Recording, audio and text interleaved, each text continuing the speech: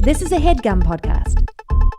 All right, y'all. Everybody within viewing on YouTube and listening on any of our streaming services. I'm Wayne Brady. I'm Jonathan Mangum. And this is What If? What is What If, Jonathan? What If is an improvisational podcast in which we take people that are generally cool in all ways and bring them on and talk to them and maybe do improvs. Because improvisation is a conversation, and today we're going to have a conversation with someone who I've admired from afar, and you're actually friends with. Yes, this man is a hilarious SOB, Mr. Doug Benson. Yeah. You guys didn't plan that. Nope, we didn't plan The that. improv starts immediately. It starts now. Right as soon now. as you step into the stage. Welcome, sir. It's great to be here. Thanks for having me. Now, Doug Benson, before we even start, we have to give you a theme song. Okay. Each guest gets a theme song. You may Love jump it. in if you want on the theme song. It's not required, but that's an option. I'll probably be good, but you never know. If we get something wrong, you can never correct know us. when the spirit might move me, but probably won't. How often does the spirit move you, just in general? You know, probably like twice a day, like after breakfast and after lunch. Oh, good old spirit movement. Make you say, oh, God. In your theme song, because we are building it for you, is there anything that you want us to include in your theme song? Maybe something that a Doug Benson fan doesn't know about. Oh, well, you know, you both know about it because you've witnessed it in person, but most people don't realize what a big Broadway fan I am. I had no clue until I saw you on the Broadway cruise. Yeah, I was sitting there in the audience and you're like, Doug Benson, what the fuck? Yeah, the worlds came together. It's like, what is Doug? And now for someone listening, the Broadway cruise, you have to love Broadway to be on the Broadway cruise. It is day and night Broadway. Like just walking down the hallways, show tunes are playing. Like it is really immersive. Loudly. It's super immersive.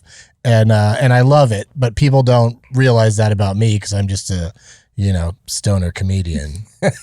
And, so they just assume I'm following fish around the country. That's Drew.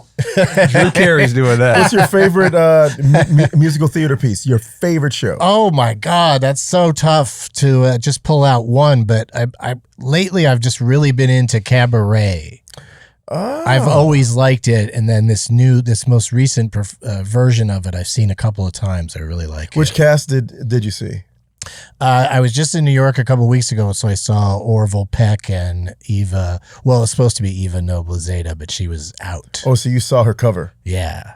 And covers are always great. They always kill it. That's their job. That's because what they're the covers there are for. actually the most talented people in the damn thing. They got to often know more than one part. They have to know their role in the show because they're normally in it in the ensemble. So yeah, I really respect them, but it is such a, like, can you imagine going to see Gypsy right now and Audra is out? Like how devastating that is. That's like going to see a concert. You're going to see Britney or Beyonce, better reference. You're going to see Beyonce and then, oh, sorry, playing the role of Beyonce tonight. The person taking over for Audra is a beast, and she's doing it for a week. I cannot think of her name. Oh, she has a cool ass name, and I remember seeing her years ago in Memphis. Montego Glover. That's it. Boy, she is a beast. So that's one of those times where I'd be just as happy seeing Montego. Well, no, I can't say that because Audra's Audra. If I could go multiple times, then that's always fascinating to see different people in a lead role. But if you're just sat that one time visiting New York, gonna see so and so in a certain show. When the understudy comes out, it's just it's rough. This is the only time that you'll ever hear Doug Benson having an in-depth Broadway discussion. So I think when that little white paper falls out of your program, when you're holding the playbill, that little white paper falls out, you're like, oh, who's not going to be in the show today? See, but I've been that guy. I've been that guy back in the day. And you're a cover or you're a swing. I used to do Universal Swing where you learn all of the roles for multiple companies with the same show, so you would just bounce around. Don't be that dude where, and now such and such, the role of blah blah will be played by Wayne Brady. It's like, Boo! Boo! So shout out to all swings and covers. Jonathan, this is an amazing discussion for you to participate in. My wife is a huge Broadway fan, and so I glean from her.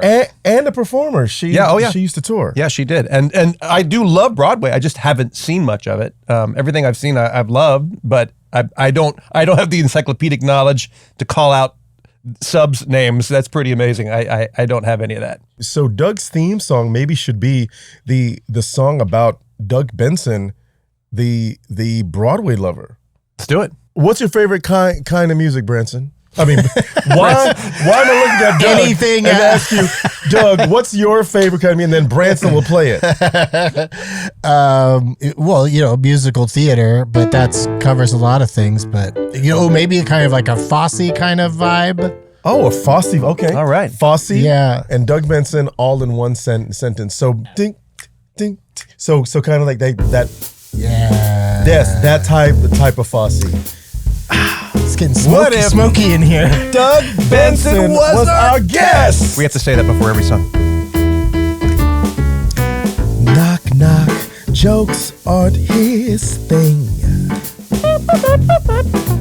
But when it comes to stoner humor, observationally, he's a king. You can see him sitting right over there. Right over there. Tonight, the part of Doug Benson will be played by the guy with the long hair. That's him. Oh, knock, knock jokes. Ooh, knock, knock jokes. Marijuana tokes. Knock, knock jokes and marijuana tokes. But who knew? Broadway guy right here. He's like, coming stage left, coming stage right. Getting high and making people laugh all night. You can give him $1, you can give him a penny. The time is always 4:20. He loves his job, but he's the phantom of the improv. He's very groovy, he likes the Broadway, but he also loves movies. Puff, puff, pass that ticket. Puff, puff, Pass that ticket. Puff, puff, pass that ticket. And now, a verse from Doug. What? I was thinking about jumping in with a solo. Oh, we're ready. Yeah, and play a little bong for y'all. Here we go. Bong solo. We go. Ooh. Stepping outside. Come on. All right. Swing that. Woo, woo. Yeah. High note. And Sativa. ladies and gentlemen, welcome Doug Benson to What If. You played the bong. I think every song, like in the 80s, had guitar solos. I think every song now should have bong A solos. bong solo. Nice little bong solo. Let's just all chill out for a little bit. The song can wait for Yeah. a little bit. That's what I'm Let's- talking about. I've seen your stand-up for years, but I don't know what your road was. So what was your road to the type of comedy that you do now? Did you start in one type of comedy and then you kind of harnessed the stoner you, or has that just been you from the get-go? No, I wasn't a stoner at all when I first started doing stand-up, and then both things started happening after a few years of it as I started, playing around with, weed with the other comics, and then, starting to bring it up more in the act, and then also at the same time, my act became more, as the years went on, just became more me just saying things that it's all more my point of view rather than writing jokes I think people want to hear. I just write from my perspective. And so the years ago that it started, because it's been like 30 years now since I started talking about smoking weed on stage and then doing various productions that were, centered on that, like the marijuana logs and stuff like that. So, and the movie I did, Super High Me. So like, that just sort of built up as a thing that was like really playing to people, was like this guy who's like, I didn't have the long hair then. I've kind of grown into being a stoner at this point, but I used to be more clean cut looking, so it's just like this clean cut white guy going on about marijuana. It wasn't like really the cliche marijuana smoker. You know what I mean? I didn't look like or talk like that. It was just more like this guy's just legitimately high and honest, the insurance salesman who loves about pot. it. Yeah. I mean, you know, stand-up comedy is one of the few things where, like, when you clock in for your job, you can say to the audience, hello, I am high right now. And nobody, you know, moves to get you fired or canceled or anything. How is it? Because I have a question about that because, you know, there's a paranoia that goes, at least with me, when I get high or try to smoke or take an edible. And so being on stage and when you're learning, some jokes you're gonna miss, and that feeling is horrible. Not just in improv, but in stand-up too. So how do you deal with being high and missing on something? Like, it just feels like that would be an overwhelming fear just engulf you. Well, the trick is to be me and never miss. But I can put myself in your shoes, and I think that it is extra scary. So that's why I think now, let's be honest, most comedians are getting up there maybe, you know, a little high or, you know, a little on something, you know, having a drink before they go on, you know, the old liquid courage or whatever. So like, I think it's just more rampant now, but that was the initial appeal for me, I think, is just that there was just a lot of people out there that just like, wanted to see being a stoner treated as like, well, you can also just lead a pretty normal life and, you know, it's not really bother anybody. You know? That scares the crap out of me because I think when we do improvisation on stage, my worry is we already don't know what's coming next. So I never want to put myself third person outside of my body so that maybe I think that something's funny, or I think that I'm coming up with the next thing that's good, but the audience is hearing, that scares the shit out of me. Well, that's why it's worked good for me to be working solo, you know, because it is like, you're right, like connecting to other people while you're high is, you know, probably more difficult, you know, like doing actual improv. I don't do improv, but I improvise a lot on stage. Like I'm doing this thing now where I have all my jokes written out on cards and I start my set by shuffling the cards. And then I just go through. So every time I perform all these jokes, they're in a different order. That's cool. So you can't get used to, you can't have your segues planned. You can't know when two jokes are going to be butt up against each other that like it's odd that they're following each other or it's perfect. Like sometimes it'll come together nicely, but it mostly makes it fun for me because I don't like getting up and just reciting the same thing every night. You also have an encyclopedic knowledge of movies. Like you do really love movies, but you know so many movies, you know so many, you can list off, I've seen you list off the cast in all these obscure movies. Like, has that always been the case? Like, were movies always your thing? Yeah, I think that like I didn't do well in school, like, you know, elementary school. Like I didn't excel at school until college when it was kind of too late because I just went to, you know, community college and went, oh, heck, if you actually study and pay attention, this stuff isn't that hard.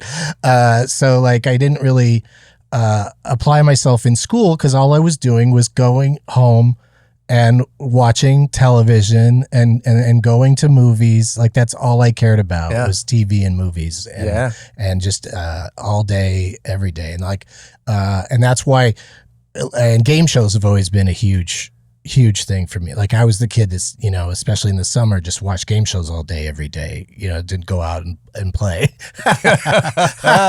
Didn't learn any physical skills, just sat around watching Match Game or whatever. So what's my point? You have this encyclopedic knowledge. Oh, right. You just can. So it's just, I've always loved it. Like, I feel like that's the problem with education is like, it's hard for, you know, young people to find something they love and then learn everything about it and it being applicable to life, you know, that they can turn it into a career.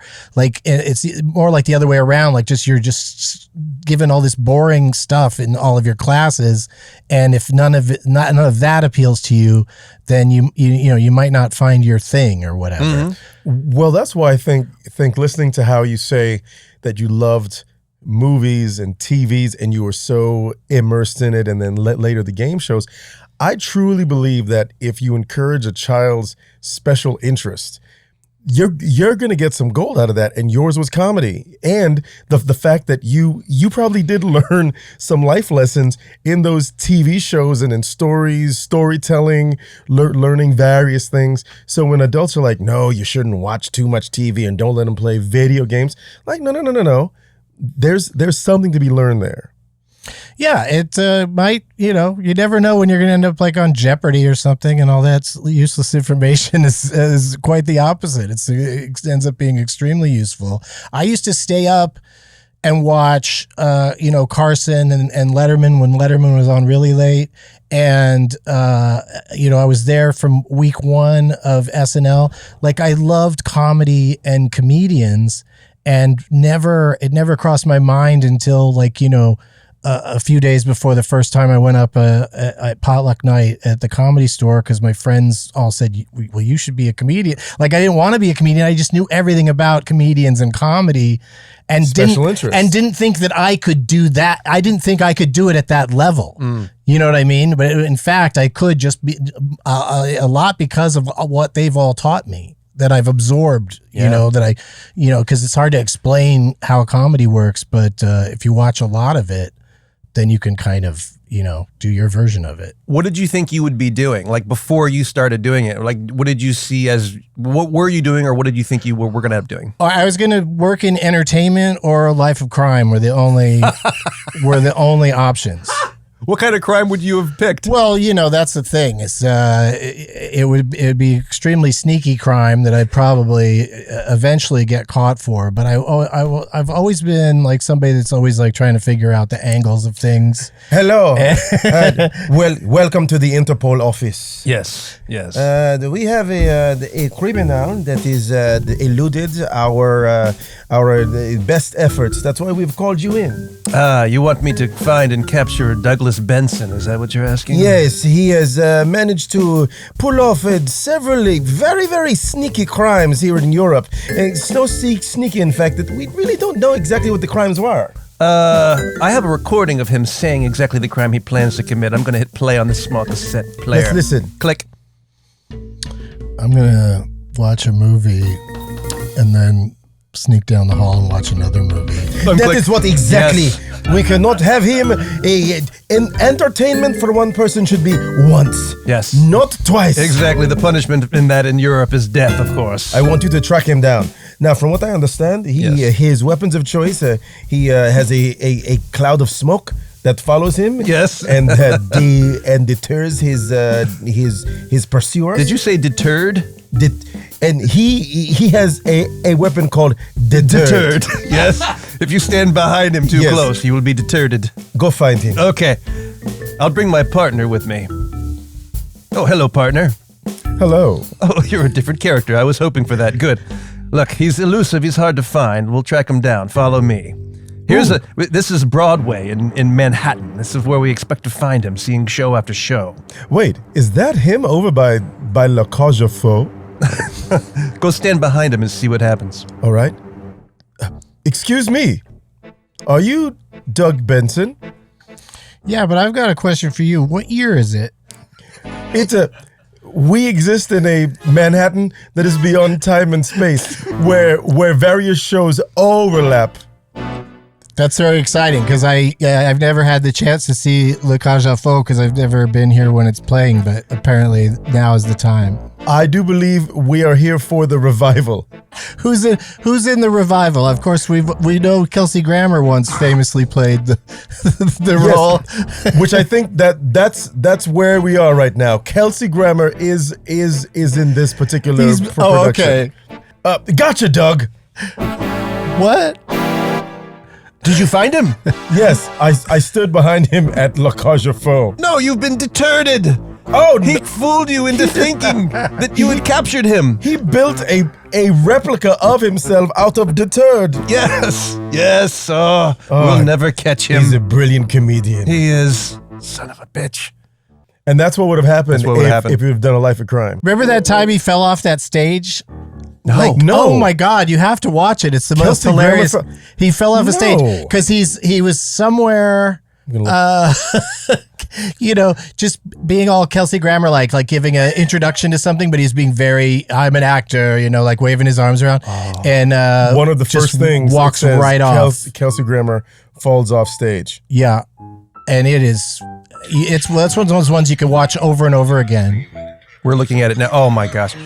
Being pompous and then falling is such a great combo. Yeah, it's like a real Frasier moment, actually. The funniest thing is that he goes, blah, blah, blah, blah, you an interpreter. Poof. Poof. Those are words that always precede a downfall. I love it when pompous people trip or do something. But we don't know if Kelsey Grammer's pompous. No, I know, but his character is. Yes, right? Yes. Frasier's pompous. He's good at playing pompous characters. Yes. Yes, he has the right voice for that. And growing up in like Catholic church where it was very serious and we had pompous priests, when they would let one rip accidentally in church, it was the funniest thing because they're so pompous. When the Lord said...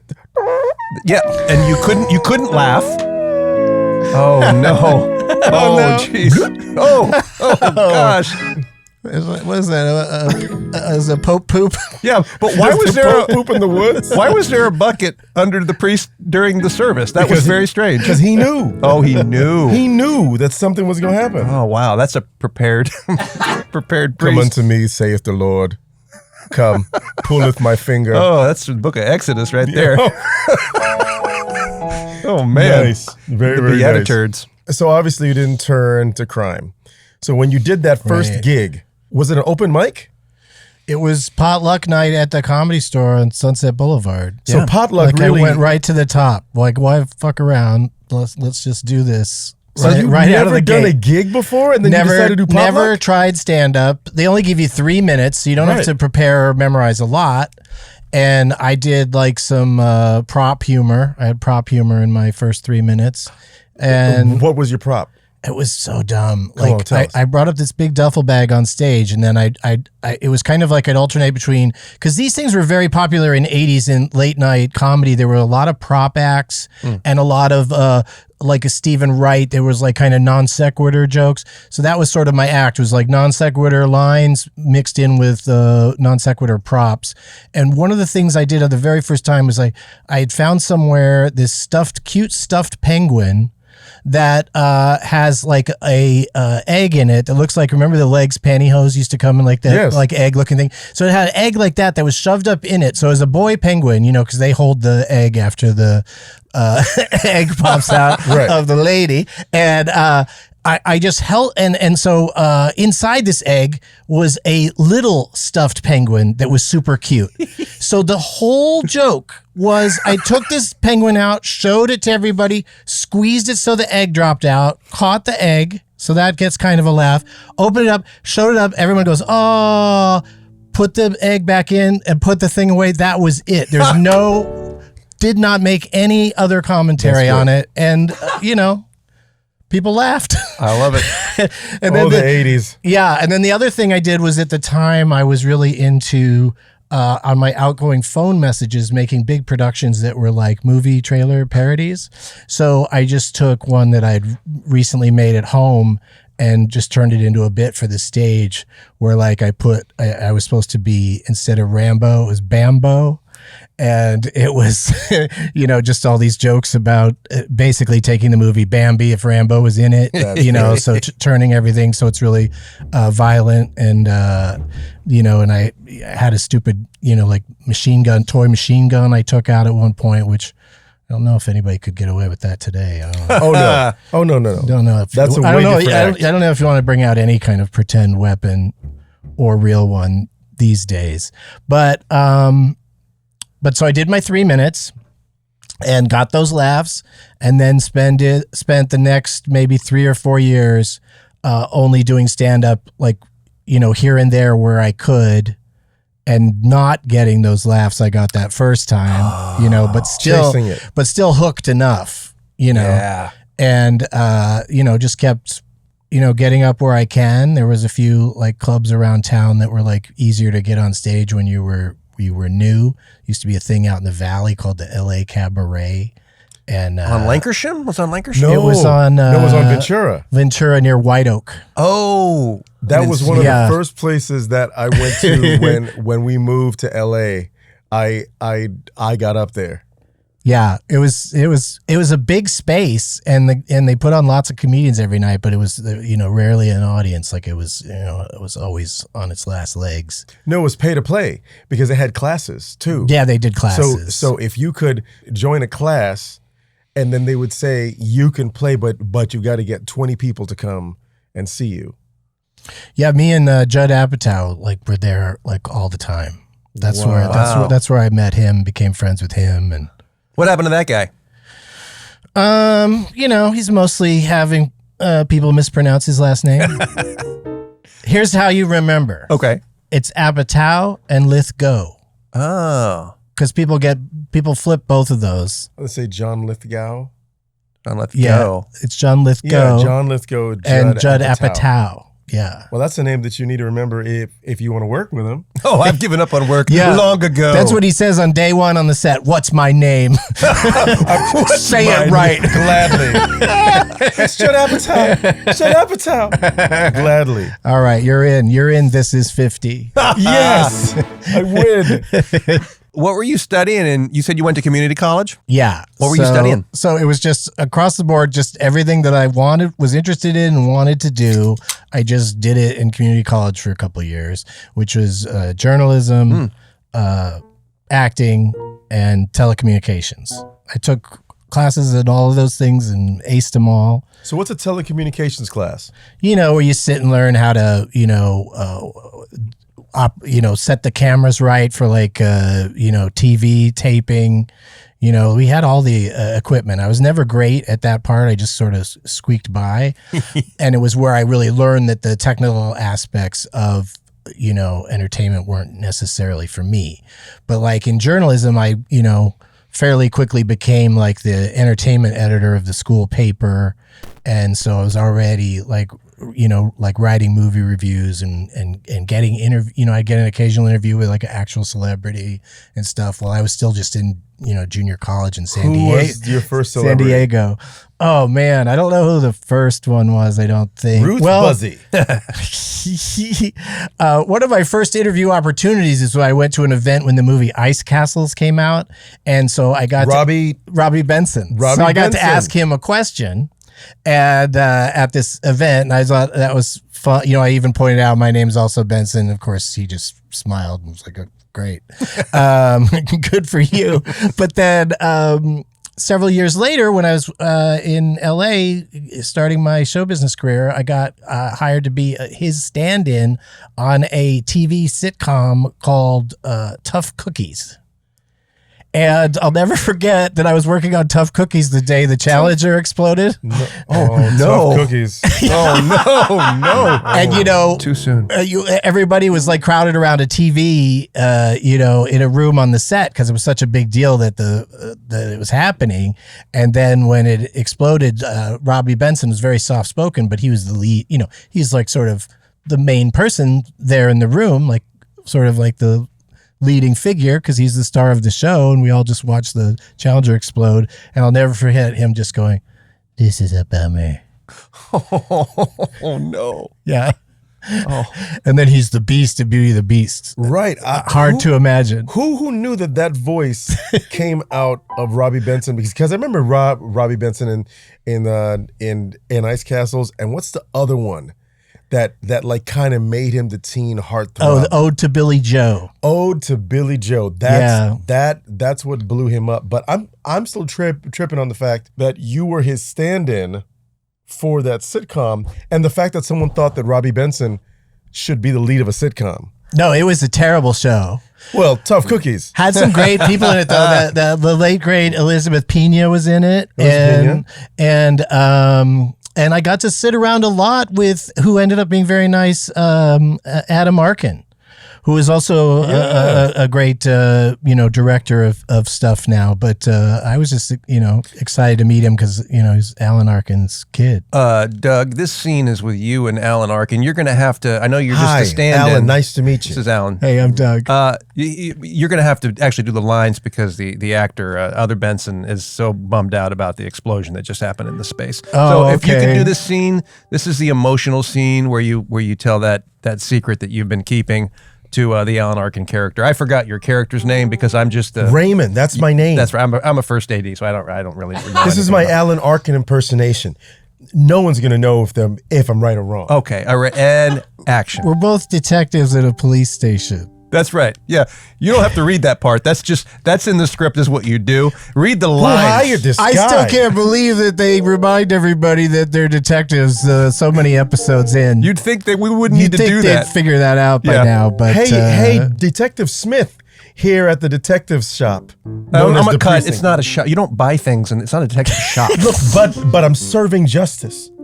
Okay, we'll allow it. It's been allowed by the judge who The judge of showbiz. the judge of show business has allowed it. Continue. I'm so glad the judge has time for this. He has a lot of time. He has so much time. This is the set of Tough Cookies. There's a so lot of much time. showbiz going on right now, and he's just here with us. He's hanging out. Well, let me talk to the judge. Yeah, my job is to make sure that things that are not in the script are acceptable. It used to be called script supervisor, but I'm calling it the judge. And, I don't call action. Director? Yeah, okay, action. That's a strict script that Frank Oz? supervisor. You got, what? Cut! Hey, Frank Oz. Hey, what's up, Frank Oz? You know what I love about this particular episode of the podcast is this is one of the only podcasts where I think we've made certain references that this is definitely for our older viewers, which makes me so happy because we can talk about people like Robbie Benson and Alan Arkin.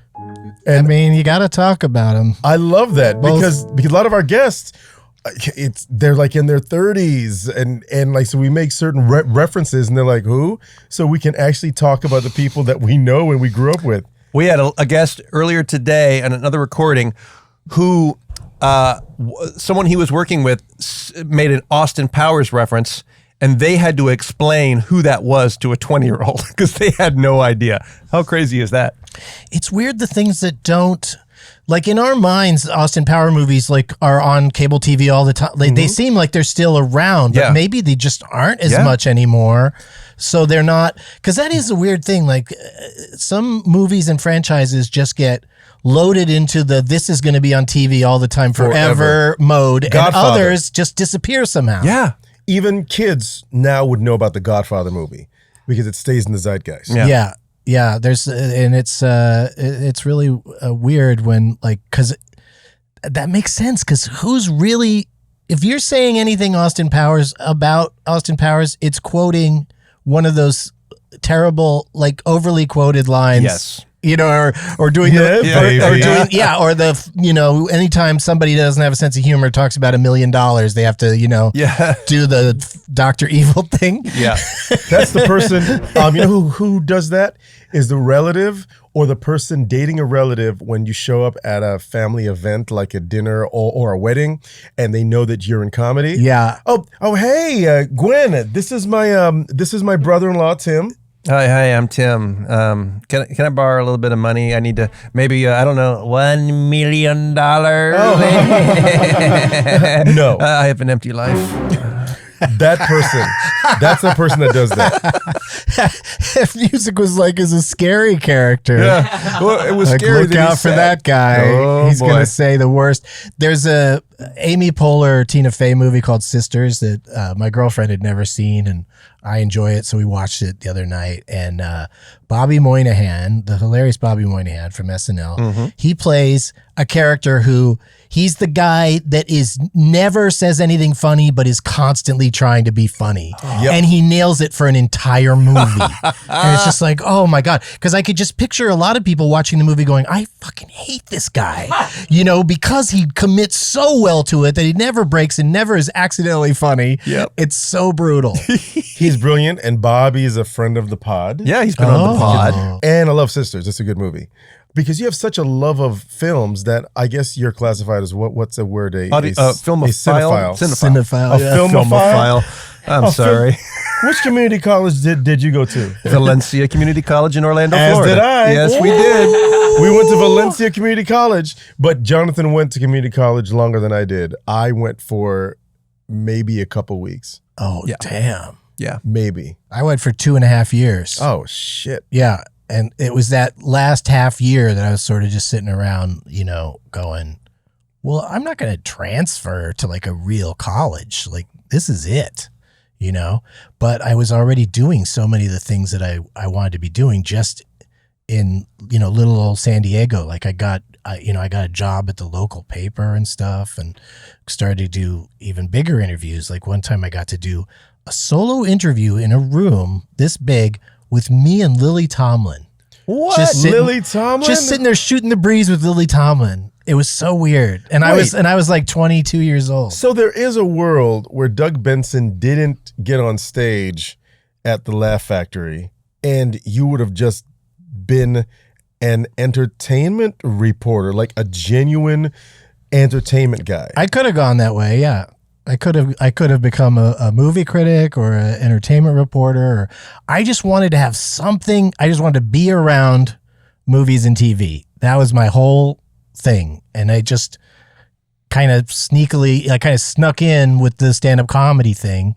And, you know, I also did stand-up comedy back when a lot of people were doing it, and they still do to this day, just to try to get acting work or get noticed. You know what I mean? They're not serious about comedy, but I was both at the same time. Like I was very serious about comedy, but also understood that like that's also can be a bit of a shortcut to getting, you know, other kinds of show business jobs. Do you find that people, when they look at you, and I think more so earlier, not now because you're established in your lane, that when they look at the persona of the stoner comic, that they may not think that you are as much of a student of the game of comedy as you are, because you put in your 10,000 hours. This is what you do. But to some kid just watching, he's like, yeah, he's stoned and he talks about blah, blah, blah. And so they don't get the fact that you really, like, this is what you do. It's true.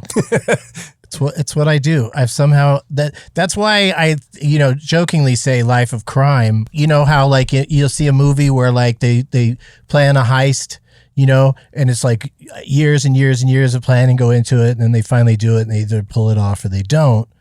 To me, that's what stand-up comedy sort of is it's like, you know, you put together a plan to convince people that you should get money for just talking to them. You know, it's like we're kind of like Professor Harold Hill, you know, to bring it back to Broadway. Yep. Stand-up comedians are just like, I'm in your town, come pay me money and I will say things that you will enjoy. Like that is such a sham, you know, like because then you have to deliver on that promise. You know, you have to actually make everybody laugh, and then usually that's enough. Usually they're all satisfied. Yep. Like, sometimes they want more.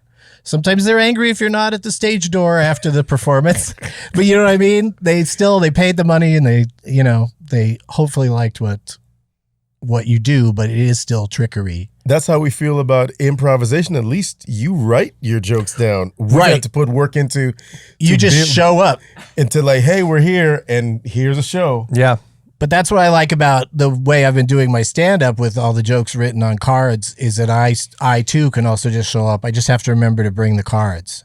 Don't forget the cards. If I forget the cards, I'm so screwed. No, I could still do stand-up without them, but it's fun. Do people ever come up to you? Because I heard like Andrew Dice Clay talking about this a million years ago, where people assume that he loves to drink and then, hey, I want to buy a shot. And he's like, I don't want a shot. Do people walk up to you and go, dude, rip this bong with me right now? Does that happen like all the time? And like, do you do that? Do you go, no, I've had enough weed? Like, how does that work? It's all, I've had enough weed. Yeah, I would be so miserable if I quit smoking, because or quit all forms, you know, like edibles and all that, vape and all that stuff, because I am trying to cut back on the smoking, just because it is still smoke in your lungs, even though, you know, it's just weed. It's not like tobacco, but there's still issues there. So I'm trying to take it a little bit more easy. But that being said, for many years, I would not only smoke with everybody, I would step outside after my shows.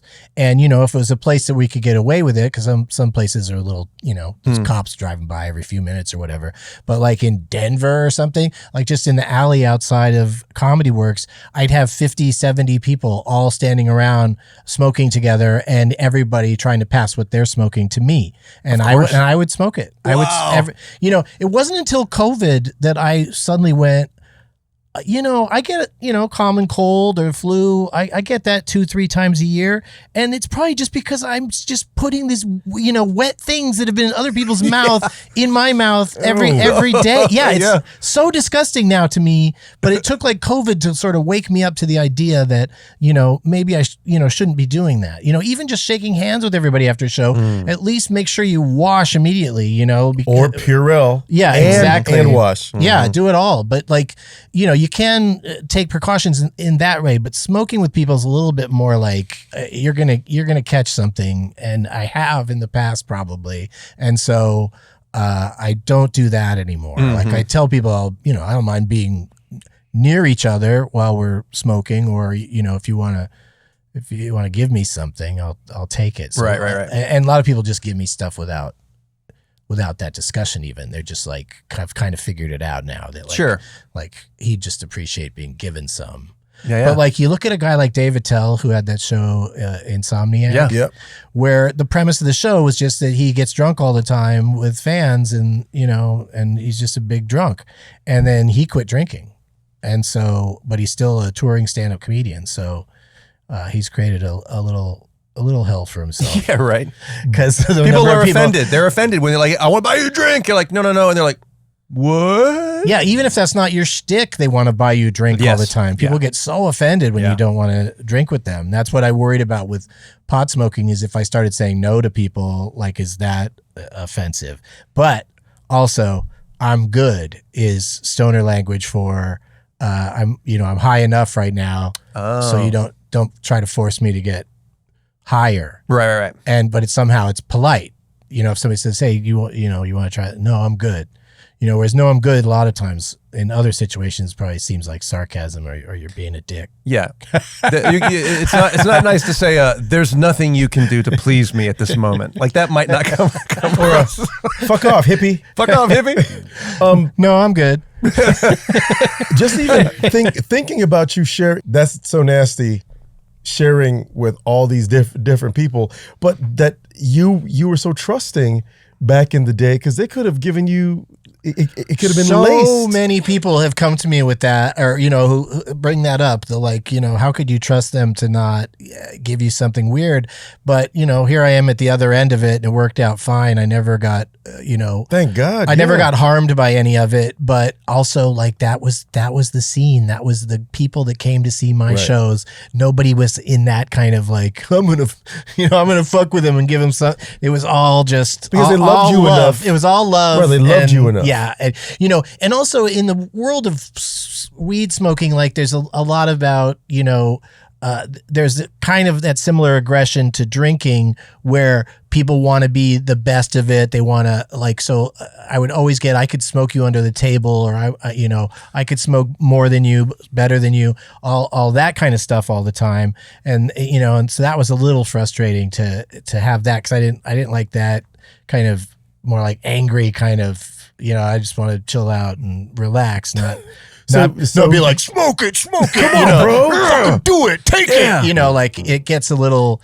aggressive, but that's also seemed to mellow out a little bit over time. Like people are coming to me less with like, those kind of threats or challenges. What's your audience like? What's your demo? Well, now it's people, I'd say people 10 to 15 years younger than I am, who are, if not pot smokers, are fine with it, or one of the two in a couple. Like I meet a lot of couples at shows where the one's a huge stoner and the other one isn't, which is it's fun that works out that way in a lot of relationships, where like, one person just likes it and the other person accepts it, because that's been a bummer for me in the past. Like if I, had a girlfriend that was, didn't want me to smoke pot, that's, So walk us through that. Red flag. So let's role play. Jonathan, can you be the girlfriend? I always got to be the girlfriend, man. You always make me the girlfriend. Baby, because you're pretty. Wait. Are you my pimp? Yeah. Who do you got for me Now, today? bitch, go in there and talk to Doug Benson. Oh, is that the comedian Doug Yeah, Benson? that's the comedian, man. I'm He's a little playing the worried. Chuckle Hut. He just came into town. I love his comedy. I want you to go in there and talk to the man. Okay, like what do you want out of this? I just want you to talk to him. Okay, I'll talk to him, fine. And maybe convince him that pot smoking isn't the best thing for him. You know, like I'm just a street pimp. He's not gonna listen to me. But you're a 6'2" beautiful redhead. I mean, I think if a street pimp walked up to Doug and said something, he'd probably listen to him because that's not an occurrence that happens all No, the but time. I'm frail. Okay. Oh, you are frail. Yeah. I didn't see you with those two pimp canes. Right. Yeah. And the little buddy scooter. Oh, that's so cute. Yeah. Hey, does that little penguin shoot an egg out of its ass? You damn that's right. so funny. Now get in the hotel room. Knock, knock, knock. I'm not here right now. He's not here. That's what I yell through the door when they. You got to knock twice. Then he'll really answer. Oh, knock, knock. Oh, hello. Hey, Doug, I'm a redhead girl that a pimp sent to tell you to stop smoking weed. Frosty McCain. That's my No, name. we've never met before, but how did you know the secret to getting me to open a door, knocking a second time? Frosty McCain told me the secret. I knew you were standing in this town, so I knew that this was a hotel that you'd probably stay in. The Comfort Inn is quite popular here. You know, this is a real triggering conversation with me, giant lady, because I am over 6. I have had people do the research and figured out what hotel I'm in and show Doug up. Benson. I'm Frosty McCain. Oh, hey, Frosty. I was just shit talking about you. Man, I'm sorry, man. You know Were your what? ears burning? I'm such a big fan. I did the research and I found out where you were staying, and I figured that you wouldn't listen to frail old pimp. So that's why I got this gigantus to come and talk to you. I'm over 6 times 10 feet tall. 60 feet tall. That's big. Wait a minute. If I'm that tall, then he is high. And then maybe you should tell him to stop smoking. If you see this tall redhead in front of you, Doug Benson, you should cut back. All of this that's happening right now makes me want to stop. Wow. This is quite a fever dream intervention. Those are the best interventions. We should start a company called Fever Dream Interventions, where you fool someone, where you gaslight them when they're high. Oh, God. Yeah. So what's coming up next for Mr. Doug Benson? Where can we see you? Because you're on the road all the time, right?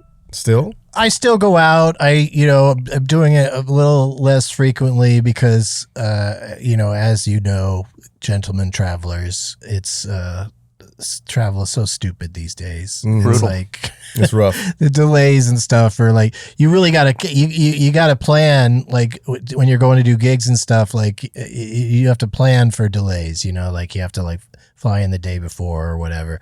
So I'm doing a little bit less of the travel aspect of it, trying to keep things more local, or like my podcast Doug Loves Movies, we do live versions of it in theaters and clubs all over the place, but then we also do like a Zoom version of it, where I'm just at home and get 3 people on a Zoom call and go through all the all the things that happen in that show. Have you ever featured Passenger 57, the old Wesley Snipes classic?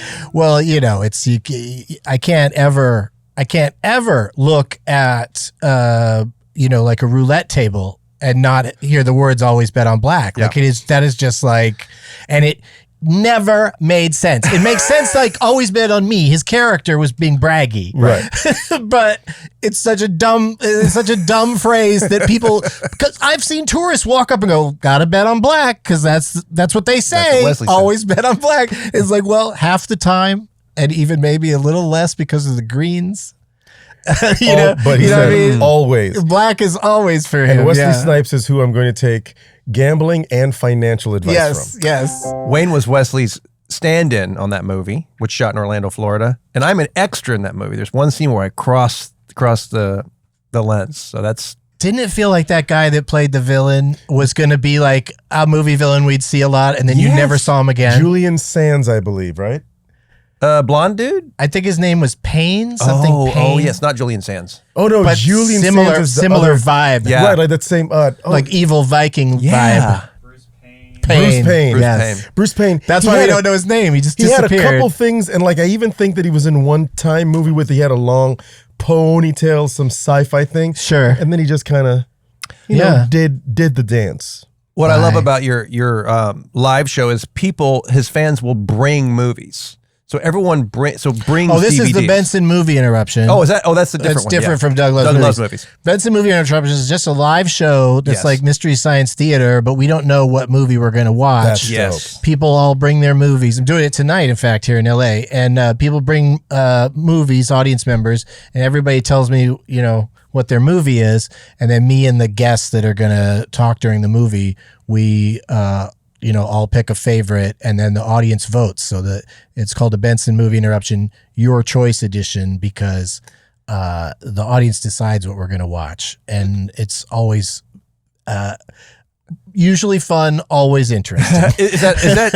is that just in LA, or you do that all over? I've done that all over the place, like you know, festivals and stuff, and but you know.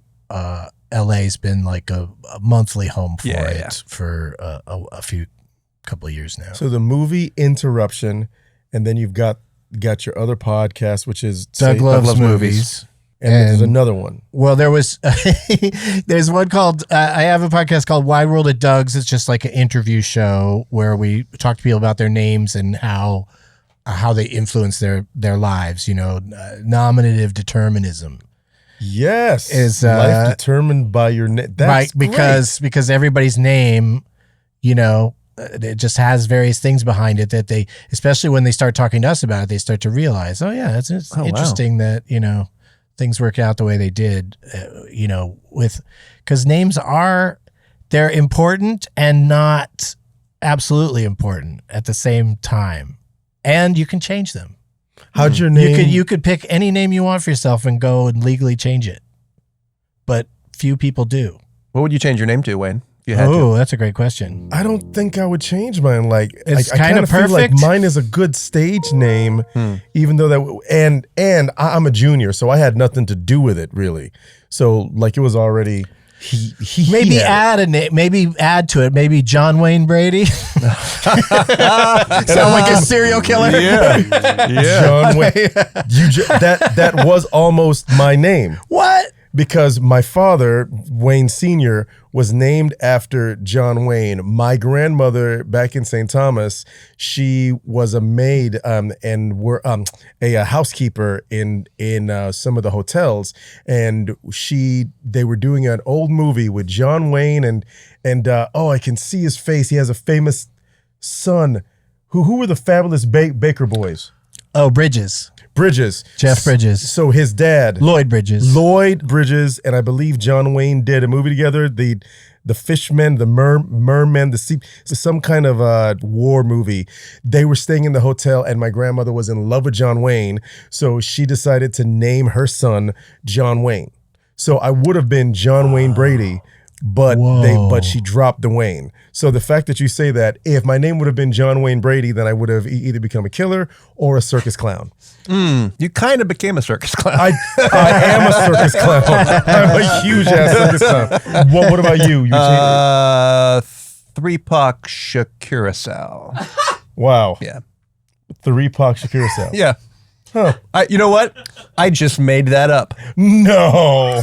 I like my name. You know, I was Joey as a kid, Joey Mangum, because my dad was Jonathan. And so when I got into high school, it was Joe. And then I just felt like people weren't taking me seriously. So I was like, I'll be Jonathan. People take me fucking seriously. Joey Mangum would have been a different life for you. Yeah. Hey, fellas. Hey, it's Joey Mangum. Hey, everybody. Hey, Joey. Yeah. Your name, because you've discussed this on your show, how does being Doug Benson, did you think that steered you the way that you...